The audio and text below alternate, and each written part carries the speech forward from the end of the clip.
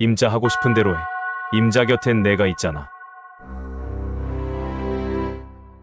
박정희 전 대통령이 자주 사용한 임자라는 표현은 부하나 동료에게 친근감을 나타내면서도 권위는 잃지 않으려는 방식이었습니다. 그는 높은 자리에서 엄격한 통치를 하면서도 일상적인 대화에서는 소탈한 말투를 사용해 상대방과 거리를 두지 않으려고 했습니다. 즉, 임자라는 말은 그가 상대방을 동등한 동료로 인정하는 듯한 태도를 드러내는 동시에 상대가 해야 할 책임을 명확히 지우는 책임감을 강조하는 의미도 있었습니다. 박정희는 종종 중요한 결정을 내릴 때 임자라는 말을 통해 상대방에게 책임을 부여하고 그 일을 맡기는 방식으로 사용했습니다. 예를 들어 임자, 이 일을 좀 맡아줘. 라고 말할 때 이는 그 사람이 해당 임무에 대한 책임을 가지고 실행해야 한다는 의미입니다. 박정희가 임자라는 말을 쓰면 상대방은 자신이 그 일에 대해 신뢰를 받았음을 인지하게 되고 그 일의 성패에 대해 책임감을 가지게 됩니다. 이처럼 임자는 단순히 친근감을 나타내는 말이 아니라 신뢰와 함께 책임을 부여하는 말로도 사용되었습니다.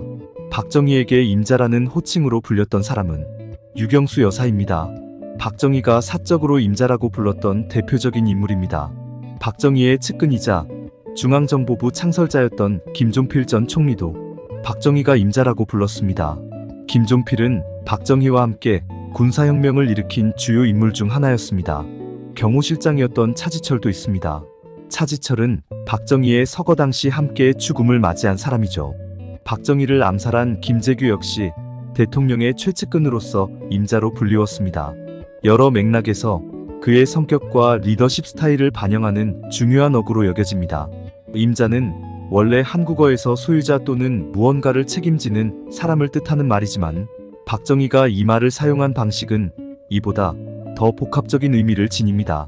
박정희는 군 출신으로 군대에서 상하관계는 엄격하지만 동시에 동료와의 유대감도 매우 중요한 조직입니다.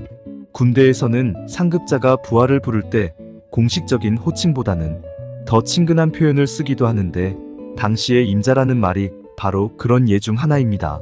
박정희는 대통령이 된 이후에도 이 군대식의 소탈한 대화 방식을 유지했고 이 말은 부하나 동료들과의 신뢰와 유대감을 표현하는 수단으로 자주 사용되었습니다. 박정희는 강력한 지도자였지만 일부 일화에서는 그의 인간적이고 소탈한 모습을 강조하는 경우가 많습니다.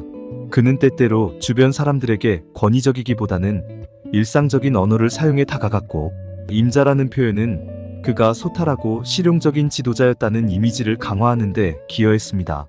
더 궁금하시다면 이 영상을 클릭해주세요.